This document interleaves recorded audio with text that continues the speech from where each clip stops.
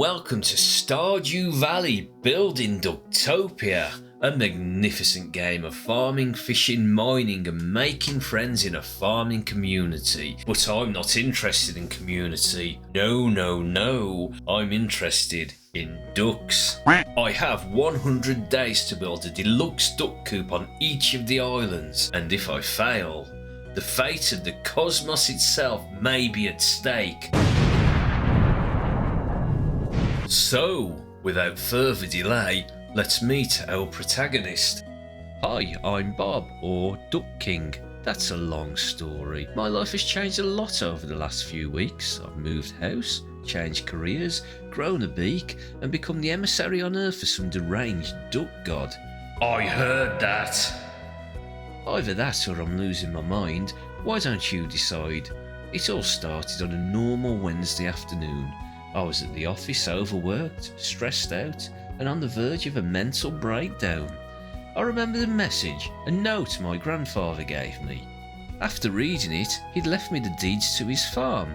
I immediately quit my job and booked the first bus to Stardew Valley. When I arrived, the townsfolk seemed friendly. The local bear and carpeting come to meet me. I had quite the shock when I saw how overgrown the farm was. I decided to unpack my stuff and settle into my new home. Monday, a new day, a new life, a chance to clear my head. Mayor Lewis kindly left me some parsnip seeds to get started. Well, time to roll up my sleeves and get to work. I cleared some weeds, chopped down a few trees and made a chest. I hoed a patch of land and planted and watered the parsnip seeds. Then cleared a path to the south exit of the farm. Taking a break, I explored the forest to the south, finding plenty of forageables, and then gathered some wood. After doing some tidying on the farm, I decided to visit my grandpa's shrine to pay my respects. But then something rather peculiar happened.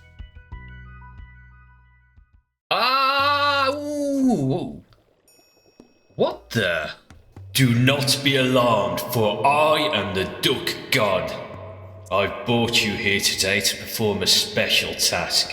For years my ducks have been laughed at, disrespected, forced to fight to the death, or hunted as mere game.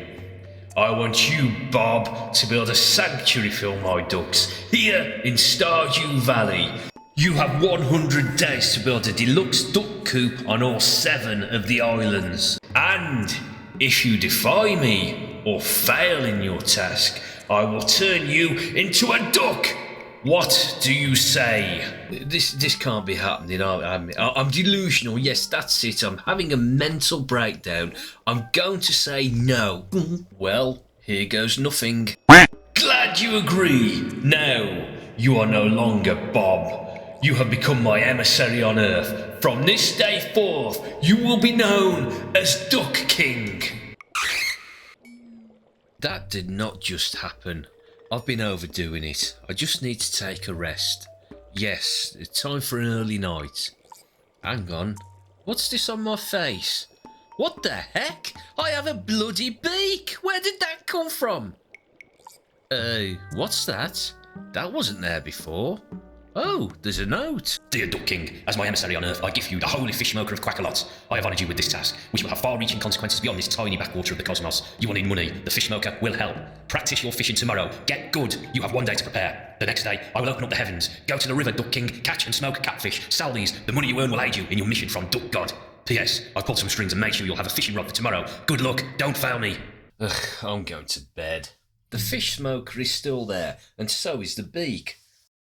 I watered the parsnip seeds and checked my mail. Willie invited me to the beach. Hi, Willie. What a nice guy. He not only gave me his old fishing rod, but was polite enough not to mention the beak. I took to fishing quite quickly. I found it easy, a little too easy. I spent the day at the beach fishing, selling my catch to Willie when my backpack got full. After 5 o'clock, I placed a chest by the river for tomorrow. We'll see what this so-called duck god is full of. Went to visit Pierre and Caroline. I gave Caroline a daffodil. She liked it. then headed to the mountain lake, fishing and eating the raw chubs as I went, and I got a bit carried away and lost track of time. I ended up passing out at 2 AM. On day 3 it was raining, so there's no need to water the parsnips. I had a note. Joji Mart picked me up and brought me back home and charged me 108 gold for the service.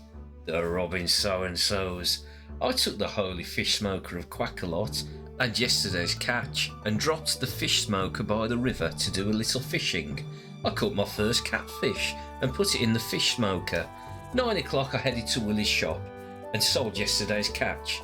I didn't quite have enough for the fiberglass fishing rod, so I caught a fish outside the shop, sold it, and then bought the fiberglass fishing rod.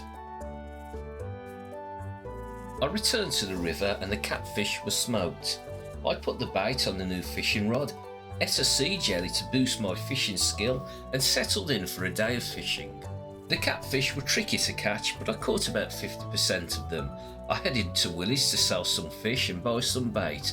I even treated myself to a fish stew while I was there.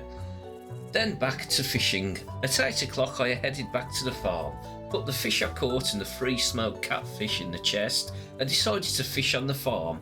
Surprisingly, I caught a catfish. I had no idea they were in there.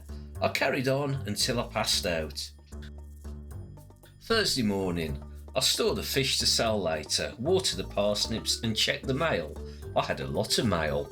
Patmos was selling hats, Pierre was selling backpacks, and Robin is offering house extensions. Dr. Harvey treated me last night and made sure I got back home. He didn't charge me as I had no money. In that moment it did occur to me that if life was a video game, I could exploit the hell out of that. I went to town to collect the fish smoker and the chest, and spent the rest of the day fishing, stopping to plant some rice shoots at 5 PM. The nice thing about rice is if you plant them by water, they don't need watering. They don't sell for a lot, but also they don't take a lot of time to look after. I continued fishing until bedtime.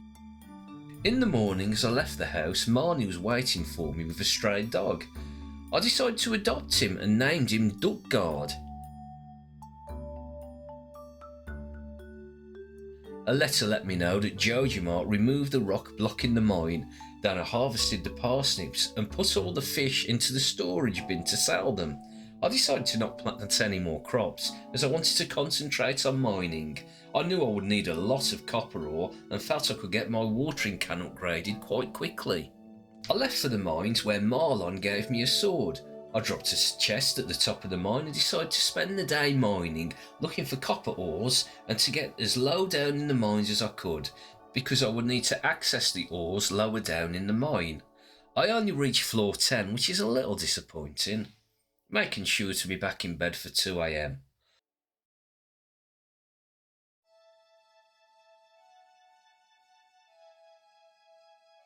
Saturday was raining. Clint came to visit and gave me the schematics to craft the furnace.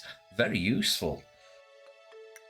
I started smelting copper ore into copper ingots, whilst fishing, hoping to catch catfish. Once I had smelted 5 ores, I went to Clint's shop, where he processed a few geodes, and then I got my watering can upgraded.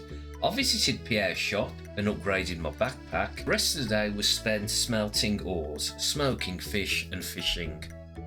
Sunday morning, I sit at my desk and work out exactly what I need to build 7 deluxe coups. First, I'll need to build a coop, upgrade it to a big coop, and then a deluxe coop. For this, I'll need a total of 84,000 pieces of wood, 3,150 stone, and somehow I will have to find 238,000 gold.